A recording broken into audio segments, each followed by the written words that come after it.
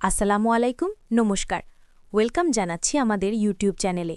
বন্ধুরা, আপনারা অনেকেই ই-ডিস্ট্রিক্ট পোর্টাল থেকে এসডিও ডোমিসিয়াল সার্টিফিকেটের জন্য অনলাইনে আবেদন করেন।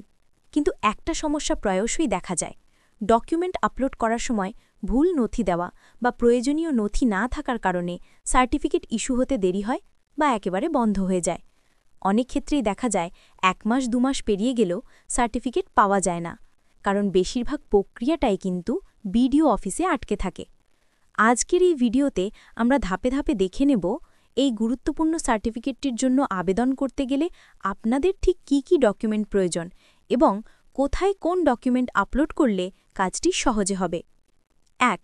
আবশ্যিক নথিপত্র, দ্য ম্যান্ডেটরি ডকুমেন্টস। যখন আপনারা সার্ভিসেস অপশন থেকে লোকাল রেসিডেন্স ডোমিসিয়াল সার্টিফিকেটে ক্লিক করে আবেদন শুরু করবেন, তখন আপনাদের নিম্নলিখিত নথিগুলি আপলোড করতে হবে। ফটোগ্রাফ, আপনার একটি রঙিন ছবি প্রয়োজন হবে। যদিও এখানে অ্যাটেস্টেড কালার ফটোগ্রাফ বলা হয়েছে, তবে অনেক ক্ষেত্রে অ্যাটেস্টেড না করিয়েও আপলোড করা যায়। তবুও সবথেকে ভালো হয় যদি আপনারা ছবিটি অ্যাটেস্টেড করিয়ে আপলোড করেন।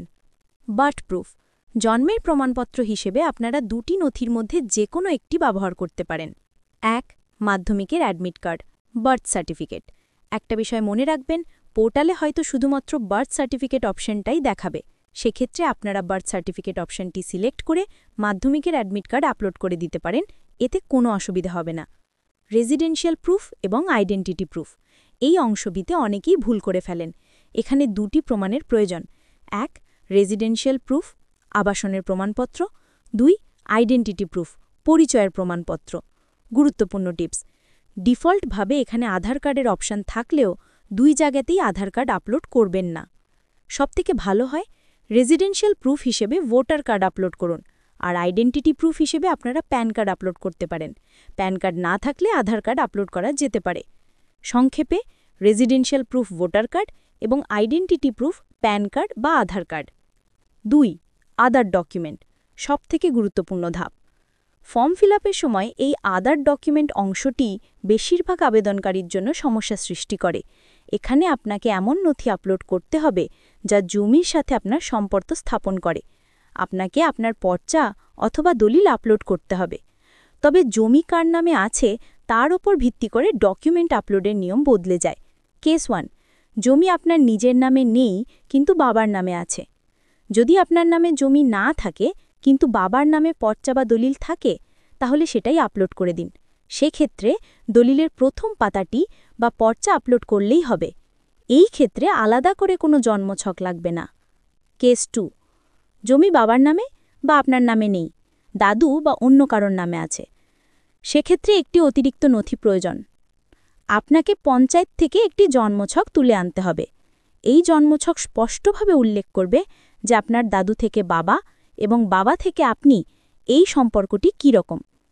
এই জন্মছক বানিয়ে আনার পর এর সাথে দাদু বা সংশ্লিষ্ট ব্যক্তির পর্চা বা দলিলটি সাপোর্টিং ডকুমেন্ট হিসেবে অ্যাটাচ করে আপলোড করতে হবে।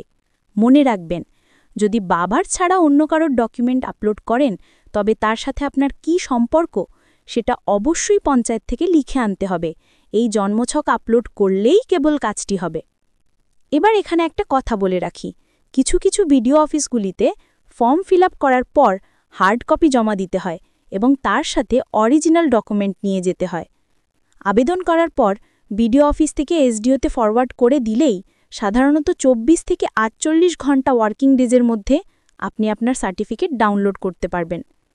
আশা করি এসডিও ডোমিসিয়াল সার্টিফিকেটের জন্য কি কি ডকুমেন্ট লাগবে সেই বিষয়টি আপনাদের কাছে পরিষ্কার হলো।